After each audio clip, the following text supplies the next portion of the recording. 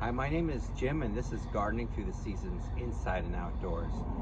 This year I've been talking about how to take care of roses. I'm going to be showing you the different steps that I go through to produce them, and I'm going to show you the results so you don't just have to take my word for it. If you remember last time I started spraying, and I actually did mix about a half a cup of paint per gallon with my systemic fungicide and some antibiotics that were approved for roses. Now remember, I'm not telling you that you should do this.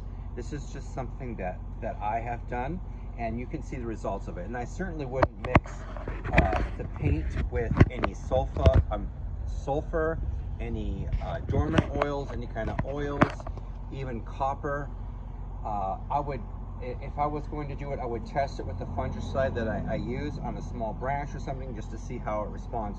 But I've been very happy with it. As you can see, there is some residue still from the last spraying on the leaves, and we've had torrential rains, and so it did help it to stick to the leaves longer. I'm very happy with that. So I'm going to treat it again today, but I'm not going to continue to do that every spraying, because I don't want to just have the leaves totally coated with paint or anything foolish like that, okay?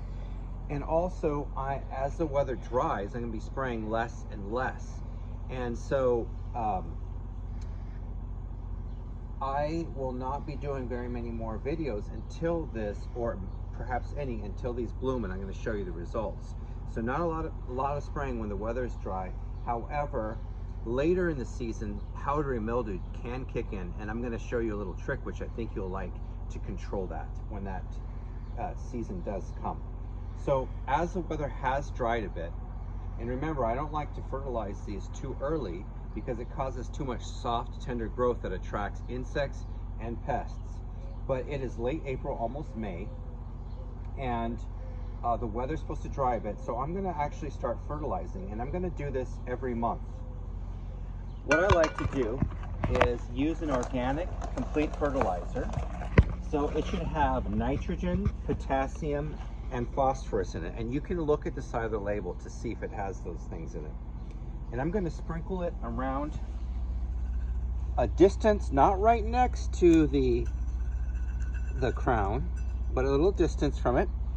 And I'm gonna, and this was a half a cup of a complete organic fertilizer, and I really like the results. They're organic. It releases it nice and slowly, and the plant just really appreciates it. So I dug this in a little bit, and to be honest, that may be all you have to do besides watering it when it starts getting dry. But if you want to take it a step further like I do, what I like to do is I like to do half-strength commercial fertilizer in a watering can, and half strength, and I like to just wet the fertilizer a little bit. I don't get too carried away. And you might say, okay, why do you do that?